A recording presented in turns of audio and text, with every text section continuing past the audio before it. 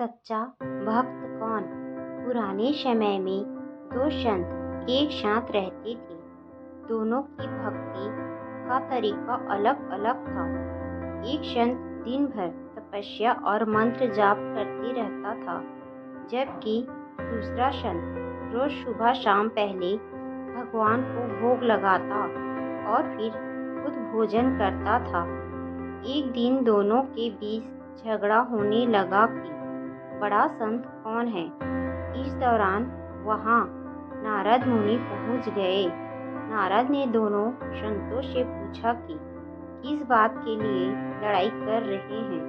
संतों ने बताया कि हम ये तय नहीं कर पा रहे हैं कि दोनों में बड़ा संत कौन है। नारद ने कहा कि ये तो छोटी सी बात है, इसका फैसला मैं कल कर दूंगा।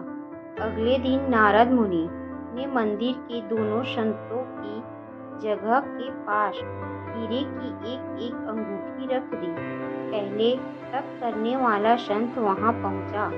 उसने एक अंगूठी देखी और चुपचाप उसे अपने आसन के नीचे छिपाकर मंत्र जाप करने लगा। कुछ देर में दूसरा संत भगवान को भोग लगाने पहुंचा। उसने भी हीरे अंगूठी देखी, लेकिन उसने अंगूठी की ओर ध्यान नहीं दिया। भगवान को भोग लगाया और खाना खाने लगा। उसने अंगूठी नहीं उठाई। उसके मन में लालच नहीं जागा, क्योंकि उसे भरोसा था कि भगवान रोज उसके लिए खाने की व्यवस्था जरूर करेंगे। कुछ देर बाद वहां नारद जी आ गए। दोनों संतों ने पूछा कि अब आप बताएं कि हम दोनों में बड़ा संत कौन है। नारद ने तपस्या करने वाले संत को खड़े होने के लिए कहा। जैसे ही वह संत खड़ा हुआ तो उसके आसन के नीचे छिपी हुई अंगूठी दिख गई। नारद मुनि ने उससे कहा कि तुम दोनों में भोग लगाकर खाना खाने वाला संत बड़ा है। तपस्या करने वाले संत में चोरी करने की बुरी आदत है।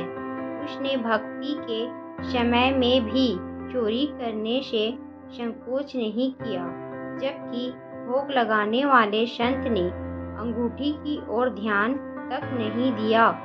इस कारण वही संत बड़ा है। प्रसंग की सीख। इस प्रसंग की सीख यह है कि भक्ति तभी सफल होती है जब भक्त के मन में बुरे विचार न हो, भक्त बुरे काम न करता हो।